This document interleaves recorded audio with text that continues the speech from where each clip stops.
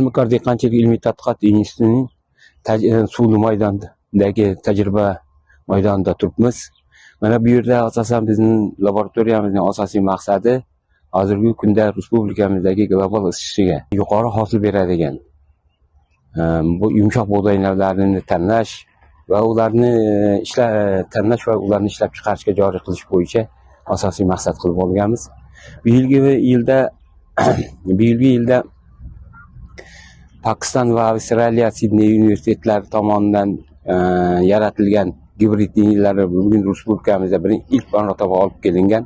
Hozirgi kunda mana shu sug'oriladigan maydonlarda ushbu 18 ta liniyaning dala sinovlari olib borilmoqda. Yangi texnologiya asosida yaratilgan gibrid liniyalarini hosildorligini va uning iqlim sharoitimizga moslovchanligini va ularning belgi va xususiyatlarini o'rganish bo'yicha ilmiy tadqiqot ishlari olib bormoqdamiz. Tajribamiz asosan mart oyining 18-sida ekilgan. Hozirgi kunda 47 kun bo'ldi. Gibrid liniyalarimiz andoza naviga nisbatan boshoqdagi don soni, boshoq o'simlik bo'yi, shu bilan birgalikda don to'lish jarayonlari va kasallikka chidamliligi jihatidan ajralib turadi.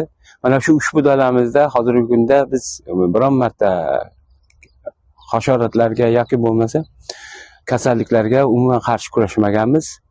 Sariq zang bilan kasallanmasdan boshoq uzunligi, shu bilan birgalikda boshoqdagi don sonining, boshoqchalar sonining ko'pligi jihatidan andozaga nisbatan juda ustun ekanligi namoyon bo'ldi.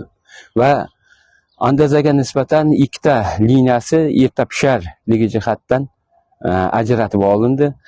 Bu gibrid liniyalardan tashqari ushbu Pokiston va Avstraliya universitetlaridan keltirilgan steril formalari, ikkita onalik steril formalar olib kelganmiz. Bu steril formalarini olib kelishimizdan maqsad yangi o'zimizning mahalliy navlar bilan chatishtirib, qimmatbaho belgi xususiyatlarini o'rganish bo'yicha, ya'ni zarbuloq va semruq navlari bilan chatishtirish ishlari olib borilgan va yana shu bilan birgalikda 20 ta yangi nav namunalari bilan ham chatishish ishlari olib borilgan. Fenol kuzatuvlarga asosan mana shu navlarning ustunligi bir jihatdan boshoq uzunligi, andoza naviga nisbatan balandligi, yuqoriligi va boshoq sonining tiklanish jihatidan, o'simlikning tub sonini jihatidan andoza naviga nisbatan juda yuqori ekanligi aniqlandi.